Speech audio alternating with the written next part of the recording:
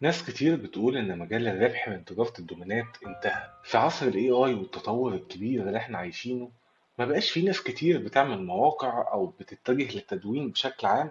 فبالتالي محدش هيبقى عايز يشتري أصلا دومينات غالية بالشكل ده عشان يكسب منها أو يعمل بيها محتوى. لكن في حاجة الناس مش واخدة بالها منها. في حاجة، لو شفت أصلا أغلى الدومينات المباعة هتاخد بالك منها، وهتعرف إن المجال ده لسه مكمل قدام شوية. تعالوا نشوف كده أغلى الدومينات المباعة في الفترة الأخيرة. في 2019 اتباع الدومين ده ب 30 مليون دولار. شات اتباع في 2024 مش 23 ب 15.5 مليون دولار، اتباع لشات جي بي تي. وهنا كمان روكيت اتباع، وايكون، وحاجات كتير يعني. ايش الحاجات دي؟ وفي هنا جولد وكوكو.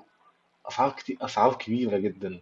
الدومينات لو بصيت هتلاقي إن أغلبها مش معمولة أصلا عشان مواقع تدوين، هي معمولة للشركات. ال AI هيخلي عدد مواقع التدوين أو المدونات أو الووردبريس والكلام ده يقل مع الوقت، ويقل أكتر كل ما تعدي السنين. لكن أغلب الدومينات بتروح للشركات. الحاجات اللي مش هتقل ومش هتتأثر بال AI حاجات زي المتاجر الإلكترونية، اللي أي محل ممكن يعمل له متجر إلكتروني، عشان هو ده الاتجاه. أغلب الناس بقت تشتري أونلاين. كل شركة لازم يبقى ليها موقع. حتى لو هم مش هيستخدموا الموقع ده، هيبقوا لازم يبقى ليهم موقع عشان يوثقوا حساباتهم على السوشيال ميديا. فلسه المواقع هتفضل تتعمل كتير. ولو خدت بالك كمان هتلاقي ان اغلب المبيعات الكبيرة جاية من الشركات. مش هتلاقي مواقع تدوين دافعة اصلا مبلغ كبير، لان المدون هو عايز يعمل موقع محتوى يكسب منه عشان يزود دخله.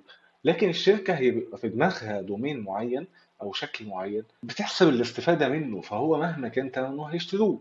فهو ده الفرق عامة ما بين المدونات وبين الشركات. فانت لما تيجي تشتري دومينات الفترة الجاية تركز على الدومين اللي ينفع لشركة. سواء مثلا دومين زي شات ده مثلا، اي موقع شات او شات AI او اي حاجه شبيهه بشات جي بي تي، او حتى بكاركتر AI او ايا كان، هيحتاجوا دومين زي ده. ولازم برضو تحط في دماغك مواقع الاي اي. مواقع الاي اي بتنتشر بسرعه كبيره جدا، وكل يوم بيبقى في مواقع اي اي بتقدم خدمات كبيره جدا.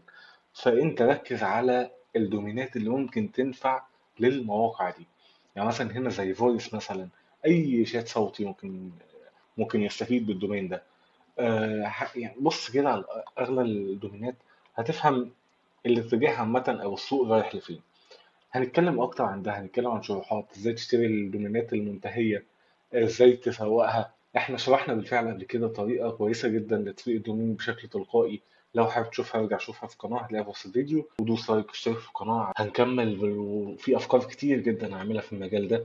هنعمل تحديات يومية، هتشوفني وانا ببيع دومين في خلال 24 ساعة بس، ومش هقفل الفيديو الا لما ابيعه.